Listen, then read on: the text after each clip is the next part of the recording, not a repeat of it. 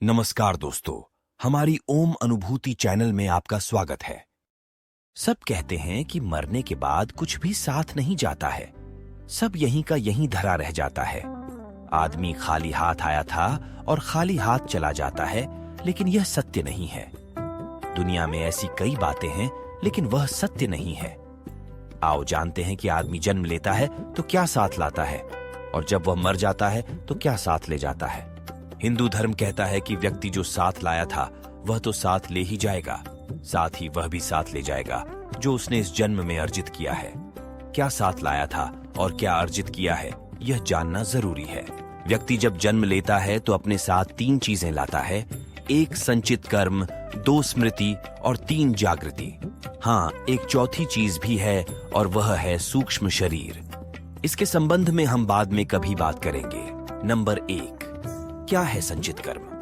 हिंदू दर्शन के अनुसार मृत्यु के बाद मात्र यह भौतिक शरीर या देह ही नष्ट होती है, जबकि सूक्ष्म शरीर जन्म जन्मांतरों तक आत्मा के साथ संयुक्त रहता है।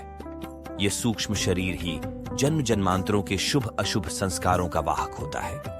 संस्कार अर्थात हमने जो भी अच्छे और बुरे कर्म किए हैं वे सभी और हमारी आदतें। ये संस्कार मनुष्य के पूर्व जन्मों से ही नहीं आते, अपितु माता पिता के संस्कार भी रज और वीर्य के माध्यम से सूक्ष्म शरीर में प्रविष्ट होते हैं, जिससे मनुष्य का व्यक्तित्व इन दोनों से ही प्रभावित होता है। बालक के गर्भधारण की परिस्थितियां भी इन पर प्रभाव डालती हैं। ये कर्म संस्कार ही प्रत्येक जन्म में एकत्र होते चले जाते हैं, जिससे कर्मों अच्छे बुरे दोनों का एक विशाल भंडार बनता जाता है। इसे संचित कर्म कहते हैं। अब जब व्यक्ति मरता है तो इन्हीं संचित कर्मों में इस जन्म के कर्म भी एकत्रित करके ले जाता है।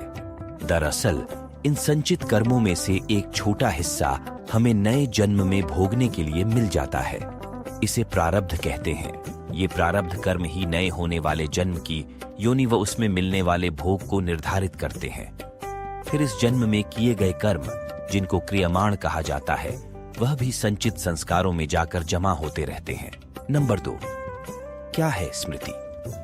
1% भी लोग नहीं होंगे जो अपने पिछले जन्म की स्मृति को खोलकर ये जान लेते होंगे कि मैं पिछले जन्म में क्या था। प्रत्येक व्यक्ति के पास अपने पिछले और इस जन्म की कुछ खास स्मृतियां संग्रहित रहती हैं। ये मेमोरी कभी भी समाप्त नहीं होती है। भगवान श्री कृष्ण गीता में अर्जुन से कहते हैं कि हे अर्जुन, तुझे अपने अगले और पिछले जन्मों की याद नहीं है, लेकिन मुझे अपने लाखों जन्मों की स्मृति है। लाखों वर्ष पूर्व भी तू था और मैं भी था। किस जन्म में तू क्या था यह मैं जानता हूं, और अगले जन्म में तू क्या होगा यह भी मैं जानता हूं, क्योंकि मैं तेरे संचित कर्मों की गति भी देख रहा हूं। अतः यह कहना होगा कि जब व्यक्ति जन्म लेता है तो वह अपने पिछले जन्म की स्मृतियां साथ लाता है, लेकिन वह धीरे धीरे उन्हें भूलता जाता है। भूलने का अर्थ यह नहीं कि वे स्मृतियां सदा के लिए मिट गए। वे अभी भी आपकी हार्ड डिस्क में है, लेकिन वह रेम से हट गई है, डी में कहीं सुरक्षित रखी है। इसी तरह जब व्यक्ति मरता है तो वह इस जन्म की भी स्मृतियां बटोर कर साथ ले जाता है। नंबर 3, जागृति क्या है? यह विषय थोड़ा कठिन है। प्रत्येक मनुष्य और प्राणी के भीतर जागृति का स्तर अलग अलग होता है। यह उसकी जीवन शैली, संवेदना और सोच पर निर्भर करता है।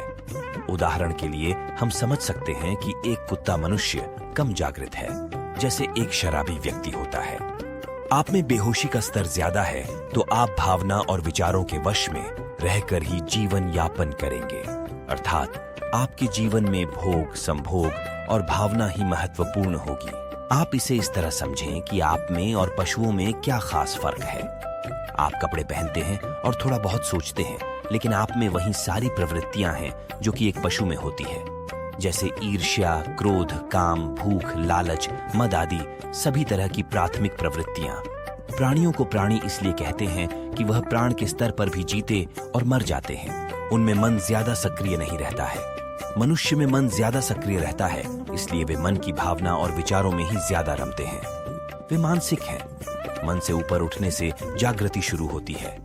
जागृति की प्रथम स्टेज बुद्धि और द्वितीय स्टेज विवेक और तृतीय स्टेज आत्मावान होने में है।